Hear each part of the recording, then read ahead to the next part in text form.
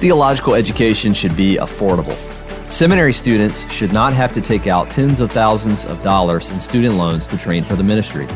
At Covenant Baptist Theological Seminary, our students pay a base of $75 per credit hour and a $375 per semester fee. For more information on how you can receive informed scholarship with pastoral heart, check out our website, cbtseminary.org.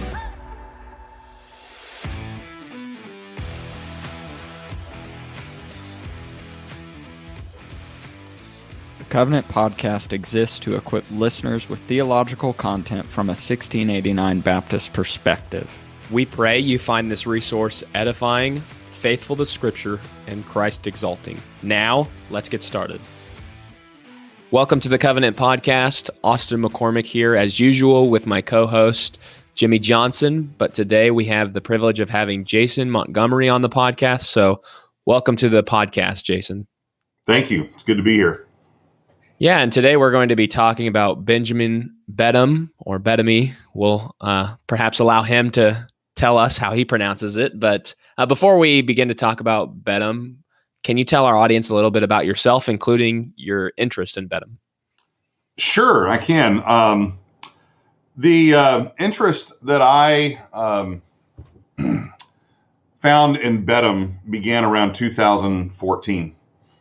And I was at a church associational meeting, and I was having lunch with a few guys around a table, and one of the points of conversation turned to doctoral studies, which I was soon to begin in 2014. And one of the guys at the table was Jim Renahan. And I would imagine you guys know Jim and his love for Baptist history. And as he was getting up from the table and walking away, he just casually turned back around and said to me, "Why don't you look at Beddome?" And I said, "Sure," pretty much thinking, who's Beddome? And so yes, in answer to your previous question there, I would say Beddome. Not Beddome, not Bethany, but Beddome. But again, I've never met the guy, so I don't think he's going to mind how we say his name, but I do pronounce it Beddome. So that was my interest in Beddome himself. And once I began to look into him as a pastor, I found a pastor. And I never looked back. I know one of the things we're going to get to maybe later on are the things that I kind of take away from Beddome, things that I glean from him. And it's that affection for him as a pastor, as a fellow pastor, that really drew me to him. His desire for longevity in ministry, his commitment to this one flock for so many years. And so that was back in 2014. And prior to that, I've been pastoring since 1994. So I'm about the 28th year now. And the reform of myself and the reform of our congregation is probably what began to move me toward these kinds of subjects. Our church that I pastor, we started in 1998, and our church has gone through, kind of a move from a very conservative Baptist church holding to expositional preaching, but probably more progressive dispensational in their theology back 20 plus years ago, moving through the process of adopting the confession. And then, like many of us that adopt the confession, a couple years after we adopt the confession as a church, we read the confession. And then we're like, oh, my goodness, that's really in there. So, we adopt it in good faith, and we try to do our due diligence before we do that. But we realize that we can't know everything about what's in the Reformed tradition. And we're continuing, just like the church is always reforming, so we're always reforming. And so probably from the years of about 2003 to 2012, 11 or so, our church went through a lot of shifts and some difficult times due to those reform shifts. And then since about 2011, 2012, the church has really kind of settled into an identity within the Second London family, if you will, our associational identifications and things such as that. And that kind of opened me up to a whole array of relationships with different people. Jim was one of those. and he has been very influential in my desire to study historical theology and Baptist history in particular, and others as well, maybe some guys that you guys have had on the podcast, other men that you probably would know if I mention their names, but just brothers who have been very helpful to me along that way. And my church and poor family have been drugged through that as well. And so I am married. My wife of 30 plus years. I have 7 children, and you guys are about the age of my oldest. And so, if I go into dad mode or something, you can stop me. But my youngest is 8, little girl, and then we have 5 wedged in between there. And so that's a little about me, a little bit about my connections with Beddome and the Reformed kind of trajectory of the last 20 plus years or so.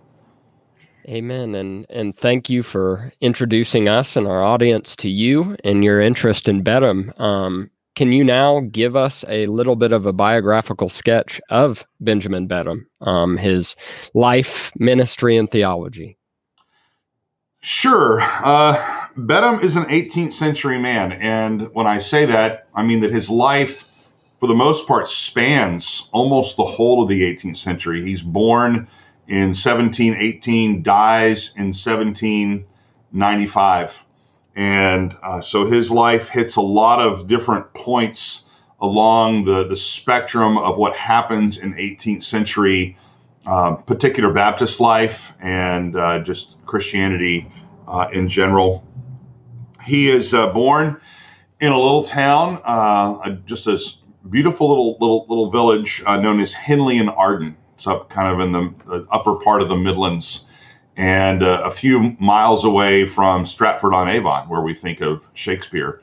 And I got to visit this little town several years ago, where they have his birthplace. The home he grew up in has now been recognized, and they have a nice little plaque on the side of the house there, and it's right by the Baptist church. The Baptist church that's there now is not the original Baptist church from his time. It was built somewhere in the 19th century.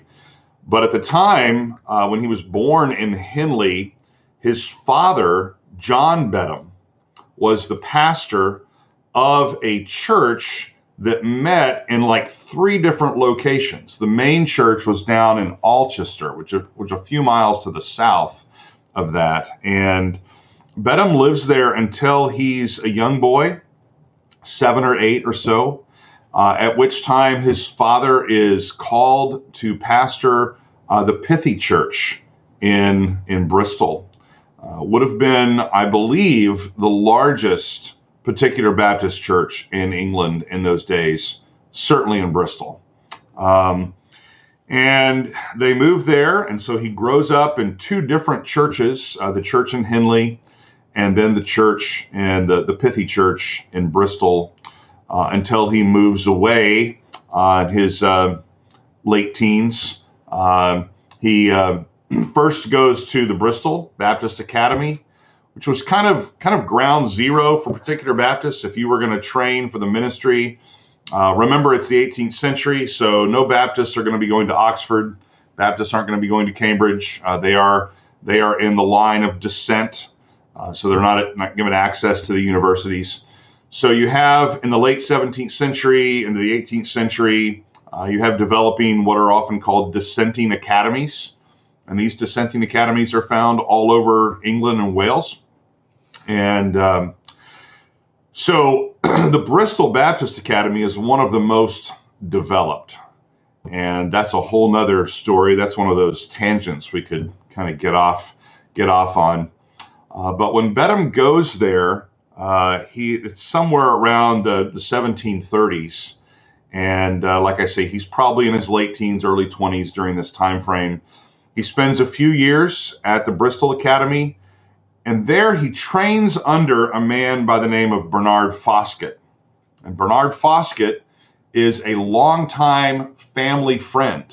In Henley and in Bristol, Bernard Foskett lived with the Beddome family. He was a lifelong friend of John, Beddome's father. And Bernard Foskett and John Beddome, served together at the church in Henley as co-pastors. Foskett is called away first. He's called away to the Broadmead Baptist Church, or Broadmead Church there in Bristol. And he's called away specifically to be the principal tutor of the Bristol Baptist Academy. And I believe Foskett gets there around 1719 or so. And John Beddome follows shortly thereafter, coming to pastor the Pithy Church. So after Benjamin spends a few years there under Foskett, there in the 1730s, he goes off to England. And there he studies, interestingly, under a man by the name of Eames. And I'm trying to find, I don't think I put Eames' first name in here. I just always think of him as Eames. John Eames. And John Eames was an Arminian, but he was an academic, a great intellectual. I think it's Isaac Watts who said of Eames that he was the most learned man I ever knew. So having someone like Watts say that about you, that's nice. So Eames is there teaching in Bristol, in London, and Beddome finds himself being tutored by Eames for at least a year. And while he is there in the London area, he joins the Goodman's Fields Church, pastored by Pastor Wilson. It's there that he is baptized. He had come to Christ a few years prior to that, back in the area of Bristol under his father's ministry, but he had not been baptized yet.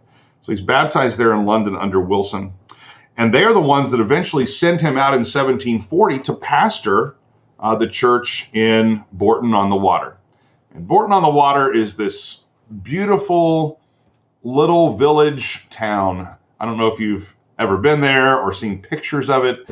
It is a tourist trap. In the middle of the summer, that's when I went there in the June timeframe. The streets are just packed with people. During the off season, it apparently gets much quieter. And a beautiful little creek, the Windrush Creek, running through the middle of the village. And Beddome's house is right on the Windrush Creek. It's called the Manse. And you can actually go visit the Manse. It's still standing today. But now it's, as all good Baptist pastors' homes, I suppose, should be, it's now a bar.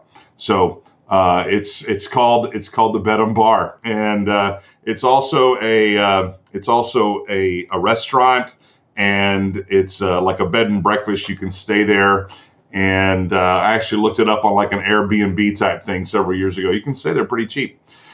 But there's a long old bar in the place, and Jimmy, you were saying you went to Southern.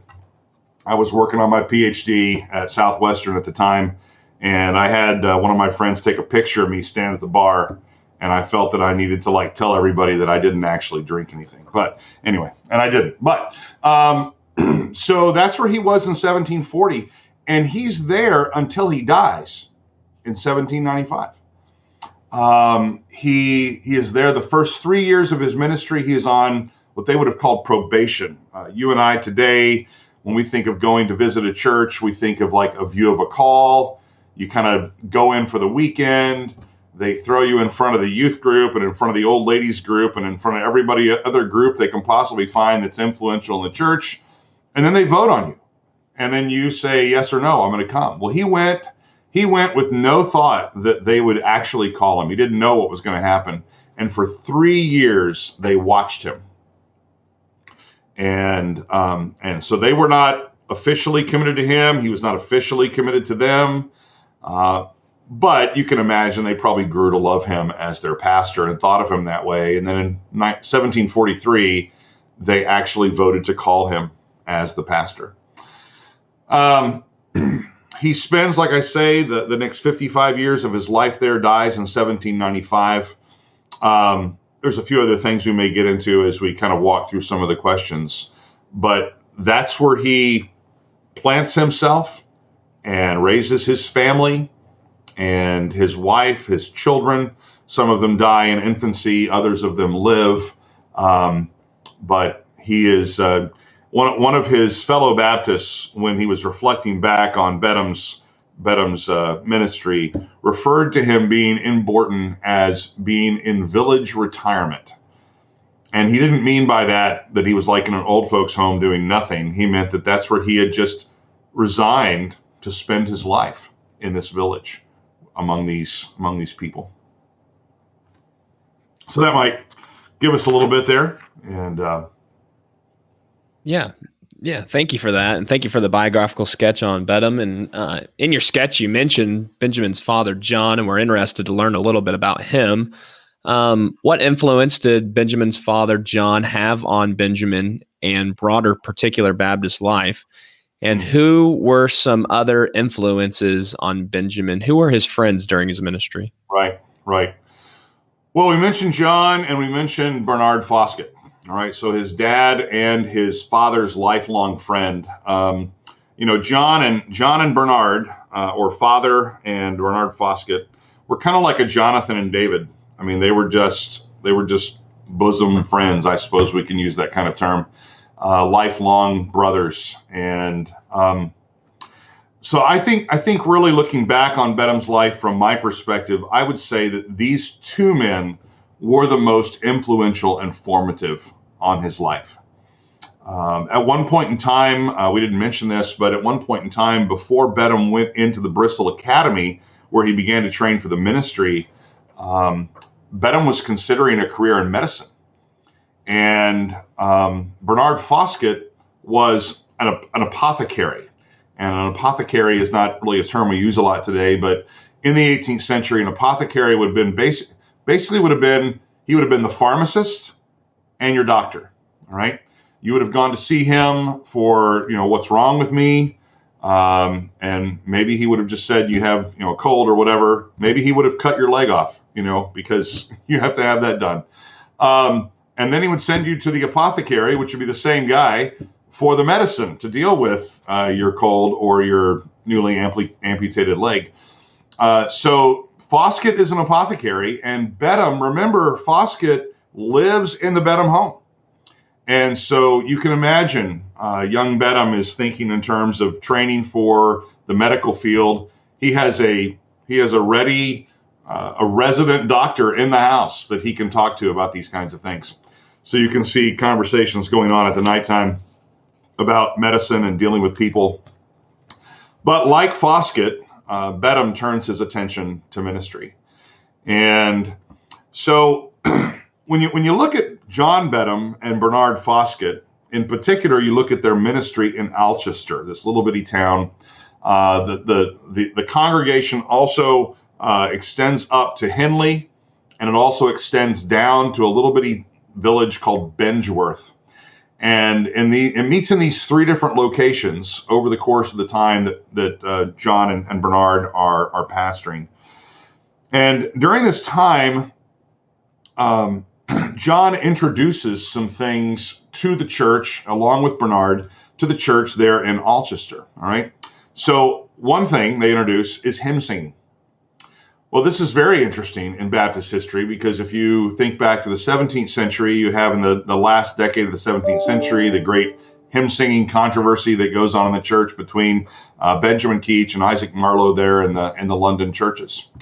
Well, John Beddome, interestingly, is really Benjamin's connection or bridge to the 17th century particular Baptist tradition, because John Beddome is ordained to the ministry by none other than Benjamin Keach. So we go from Keach to John, now to Benjamin. All right. And though, for example, later on, John Beddome is not present at his son's ordination because he can't travel that far. His son is ordained there in London, and John can't make the trip from Bristol to London. But Bernard Foskett does. Bernard Foskett comes to give the charge to Beddome at his ordination in the 1740s. So they introduce hymn singing. They introduce confessionalism to the church in Alchester. It would have been very common for churches to write their own confessional statement. Now, the churches would have belonged to a larger association of churches. And so, for example, the Alchester Church there, John Beddome, they are connected there in the Midlands to the Midland Association. And the Midland Association, which was founded in 1655, probably during those days, I'm not sure, maybe it would have adopted the Somerset Confession or something like that. But in 1690, the Midland Association reforms itself on the basis of the Second London Confession. This is 1 year after the assembly meets in 1689. And so what's significant about that is that here's John and Bernard's church. It's a Second London church. It's a Second London confessional church, belongs to the Midland Association, but they also write their own confession for their own local congregation, which is exactly what Keach did back in London. Has his own confession that ends up adding things, for example, like the laying on of hands or a paragraph or so about hymn singing and stuff that are later adopted in America in the Philadelphia Association. So hymn singing, confessionalism, also a strong commitment to associationalism. And so these things become very formative in Benjamin's life early on. And we find them repeated when Beddome comes to Bourton on the Water. I have on my shelf over here a facsimile copy of the Bourton on the Water church books that Beddome himself wrote. And church books they're just, what's the word I'm looking for? They're really important. That's a great word. If you're going to study about the history of a church, getting the church books will be invaluable. All right. So when I got my hands on those, it was interesting to see that the confession that Benjamin Beddome led the church in Bourton to adopt is almost word for word the confession from the Alchester Church that his father had promoted. But again, Beddome's there in Bourton on the Water. It is a Second London church, Second London Confession Church, part of the Midland Association. But again, it adopts some specific confessional statements for its own life. And again, this would have been very common. John Gill does this in London, having his own confession of faith. And sometimes this practice of a church writing their own confession is used by some to say, well, see, they didn't hold to the Second London Confession. They held to this confession. And that's not a proper way, really, to understand what they're saying there. What they're saying is, like, for example, if you think of Keach is saying, I hold to the Second London. I mean, he signs it. But maybe they also hold some other things, in particular for their own congregation. And so Beddome adopts this practice as well. Beddome's other friends, he has many ministerial acquaintances, all right? And I'll say it at the term of like the level of acquaintances, and some are going to be closer than others. But again, he's in a small village in the middle of nowhere, Jimmy, as we were mentioning, where you're there in Missouri, all right? They don't have the internet. They don't have Google. They don't have email or text or anything like that. What a wonderful life that would be. Of course, we couldn't be doing this. But so as far as close friends, some of his closest friends are probably going to be men in his own congregation. His wife's father is a great supporter of him and a close confidant. There are men in the other churches. Again, John and Bernard remain lifelong friends, ministerial mentors until they pass away. He's very close to his father. Other men that you might know their names from that period: John Ryland, John Ryland Sr., John Ryland Jr. He would have known both these men. John Ash, Hugh and Caleb Evans are great influences and encouragements to him. Hugh and Caleb Evans are the tutors that follow Bernard Foskett at the Bristol Baptist Academy. So you got Foskett, then you got Hugh, and then you have Caleb. And the father-son duo of Hugh and Caleb Evans really helped to further along particular Baptist training, education, academic life, and they were very influential with Beddome as well. Benjamin Francis, John Sutcliffe, there's probably a name you're familiar with. John Sutcliffe, who pastored the Baptist church in Olney, where John Newton was in Olney. John Sutcliffe was a good ministerial friend of Beddome. Beddome preaches at the ordination of Sutcliffe. And I have this later for us to talk about, but we can talk about it here. Beddome preaches at Sutcliffe's ordination, and John Newton is there. And John Newton hears Beddome preach. And John Newton is quite impressed with Beddome's preaching. So I have the quote that Beddome gives later on. Samuel Pierce, latter part of the 18th century, very influential in the formation of the Baptist Missionary Society, dies at a young age of about 33, isn't able to go overseas, wants to. William Carey, we need to talk about this later if we can. William Carey is the man that Beddome has in mind to replace him when he dies. So in like 1792, 93, somewhere like that, a few years before he dies, Beddome actually mentions this to Andrew Fuller in a letter that he writes, that William Carey is the one he wants to have come replace him. And Andrew Fuller also was a friend. Excuse me. Lots of name dropping there, just different guys that are all kind of falling in line with what I would call the Bristol tradition, more of a strong evangelical strain of Calvinism within the particular Baptist community. He has associations more broadly as well. And interestingly, there is a minister by the name of Thomas Cole, who is the minister of the church in Gloucester. All right, Gloucester is there north of Bristol. But Thomas Cole, interestingly, in 1768, Benjamin Beddome's name is found on a sheet that is kind of a tribute to the ministry of Thomas Cole in Gloucester. And the reason this is significant is that it connects Beddome to men like George Whitefield. Because Thomas Cole, though the tribute isn't made for Cole until 1768, Cole dies in 1743.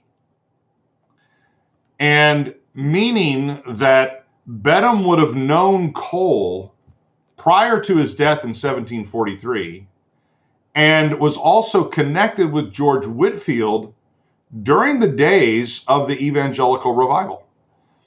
And so there's a whole lot of stuff. I got several pages on that. We won't go into that. But it's really fascinating to see his connection with this group of evangelical ministers. One of whom is Mr. Evangelical Minister himself, George Whitefield. And Beddome would have been a young minister by that time. He would have been like in his mid-20s. Born in 1718. This is 1743 when Cole dies. He's early 20s. And he's already connected with George Whitefield. How close that connection was, it's difficult to determine. But Geoffrey Nuttall, who is a scholar in 18th century descent, connects all these men together as some type of frequent acquaintances in their ministry. So that's something about his friends and some of his connections that he has there. So you mentioned earlier that Benjamin was a pastor of one church for a really, really long time. What do we know of Benjamin as a pastor, and what can we learn about and from Benjamin Beddome's pulpit ministry? Benjamin Beddome's. Now he sounds like he's from the East now, and yeah, he's there for 55 years, which is just like unheard of today, isn't it? It's just like you don't find that. And I have a couple things to say later on just about Beddome as a pastor and the example he is. But if we can I focus for a minute on his preaching? This is what Beddome is known for. He has a reputation of being a preacher. I mean, he certainly has a reputation of being a pastor and being committed to these people for all these years of life. Think about all the people he must have married and counseled and buried and cared for. And I don't know where to stick this in, but it's just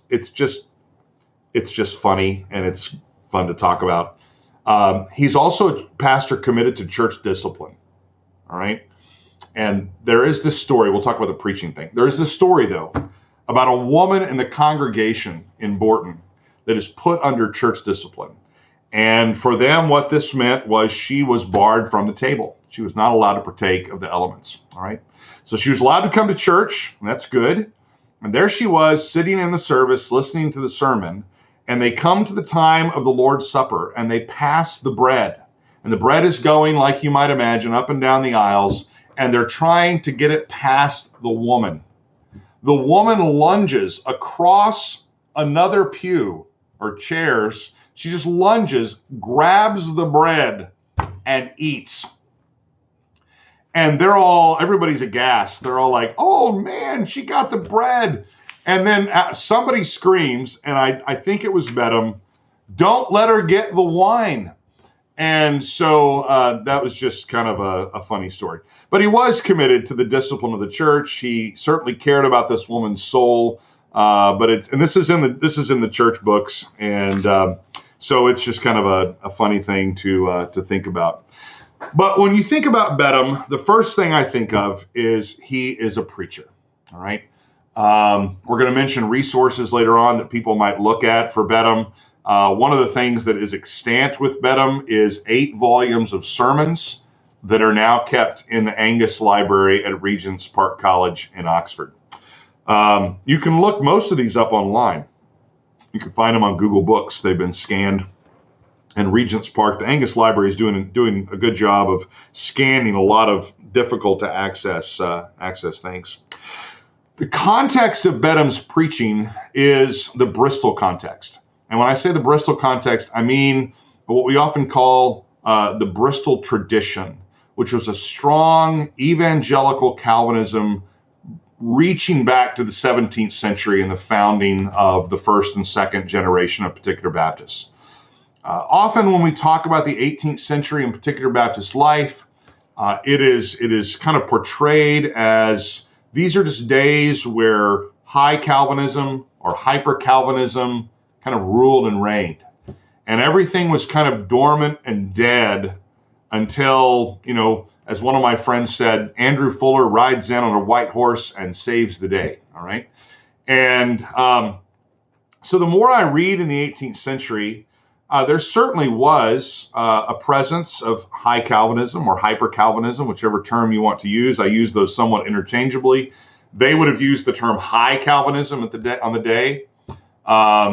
That's kind of the way Fuller makes the distinction. There's like high Calvinism and a more strict Calvinism, which he finds as a more consistent Calvinism. But though that's true, and we do have the presence of high Calvinism in those days, there is also a strong strain of evangelical, even revival or mission-minded type Calvinism that is present in the 18th century, and I think more present than often it's given credit for. And back around the late 19th, early 20th century, the writings of men like W.T. Whitley, some Baptist historians of the day, I think there was a lot of caricature made of the 18th century because we really didn't have, at that point in time in the study of history, we didn't have access to primary documents like we do today. We're getting more access to primary texts so we can actually read what these men actually wrote rather than just what men wrote about them in secondary literature. So with that context in mind of evangelical Calvinism, Beddome fits well in that strain. He develops a great reputation amongst his fellow particular Baptists. He there's a comment made by Robert Hall, who wrote about Beddome after he had died. And Robert Hall was the one that was kind of responsible for putting together and collecting Beddome's hymns. And he wrote about Beddome in the preface to the hymn publication. He says that as a preacher, Beddome was universally admired for the piety and unction of his sentiments, the felicity of his arrangement, and the purity, force, and simplicity of his language, all of which were recommended by a delivery perfectly natural and graceful. His printed discourses, taken from the manuscripts which he left behind him at his decease, are fair specimens of his usual performances in the pulpit. They are eminent for their qualities already mentioned and their merits, which the modesty of the author concealed from himself, have been justly appreciated by the religious public. And all that to say that Beddome was well regarded by men and by the churches as a preacher. He had a reputation in the association, the Midland Association, for his abilities as a preacher. He preached 17 times in the 46 years that he functioned there in the association, was able to attend the association from 1743 to 1789. We don't know, after 1789, he was not well in those days, and his attendance at the association became more sporadic. You are only allowed to preach once every 3 years by the associational policy. But if you count it up from 1743 to 1789, he preaches 17 times in 46 years. They apparently fudged a little bit with Beddome and gave him some other opportunities. His reputation as a preacher is known from Bristol to London, throughout the Midland Association, also the Abingdon Association. He was well respected. I think the most important thing about Beddome in his preaching is that he was a man who strove to preach the text of the Bible. So if we think of, preaching as stories or preaching as theological preaching, though Beddome, I'm sure, told stories, and I'm sure Beddome had theology in his preaching, Beddome was what we would call a textual preacher. Now, he was not a biblicist. He was a confessionalist. He had a good, sound, robust, Orthodox Reformed theology, but he was a textualist in his preaching. He would frequently, when you read through these sermons, he will frequently say, "Pay attention to my text." He'll like always calls it my text, and it's almost as if when you're reading it, it's like it's not Paul's anymore. It's not James or Peter or Isaiah. It's just mine. He like possesses the text. It's mine, and I'm going to tell it to you. I'm going to preach it to you. He had a wonderful speed with which he could develop a sermon in his mind, just because of his familiarity with the Bible. I think is it Bunyan? We talk about, was it Spurgeon who said if you poke Bunyan, he bleeds Bibline, all right? Beddome was like this. There's a great story that John Rippon, who was a Baptist, a collector of all things Baptist in the 19th century, or the 18th century, and into the early 19th century. Rippon tells the story of a ministers' meeting in Gloucestershire, the area north of Bristol, where Beddome is present. And after the public service began, Rippon says, his natural timidity, it seems, overcame his recollection. His text and his discourse, for he did not preach by notes, had left him. And in the way from the pew to the pulpit, he leaned his head over to a Reverend Mr. Davis and said, "Brother Davis, what must I preach from?" He forgot. He forgot his text. He forgot everything. And Brother Davis says to him, "Ask no foolish questions." Davis is like, "Well, that's a dumb thing to say. You know what you're supposed to preach from. Just go do it." Beddome thinks he's referring to Titus 3:9. Titus 3:9 says, "Avoid foolish questions." So Beddome gets up in the pulpit and in a methodical, correct, and useful way preaches a sermon on Titus 3:9. We don't know what he was supposed to preach on, but he had forgotten. And So it's a wonderful tribute to his ability to preach. One thing you notice over and over in Beddome's preaching is his commitment to invite men to come to Christ, his commitment to the free offer of the gospel. One of the most fascinating stories of the 18th century is the development of what is known as the modern question. All right. Must men respond to the gospel if they hear the gospel preached? Must the non-elect, will they be held accountable for their refusal of the gospel? And the High Calvinist says, no, not the non-elect. But Beddome is committed to both the free offer of the gospel, that the church must preach the gospel to all people, and he is committed to the idea that all men who hear the gospel are held accountable for whether or not they respond. And so his one of my favorite sermons that he preaches is on that we will be fishers of men. And he talks about throwing the net of the gospel out to draw in the fish, to draw in the catch. But he resigns all things to the sovereign purpose of God and whether or not that's effective. But he says the minister must invite men. He must not just invite men, he must compel men and persuade men and command men to come. And so it's a wonderful thing hearing his commitment to the free offer of the gospel. There's a great line in one of his sermons, just to kind of give an example of this. He says, ministers were to use, Beddome says, all possible means for the conversion of the sinner and exert their utmost endeavors for this purpose. Exhort the sinner to cry for his faith, pleading his mercy and their necessity. To call upon all men without exception to all that come under the sound of the gospel. And an example of this is in Matthew 9:21. He preaches on Christ, the physician of souls. And this is the close of the sermon. Everlasting arms are not long enough to reach and strong enough to save the soul that is dropping into hell. Oh, excuse me.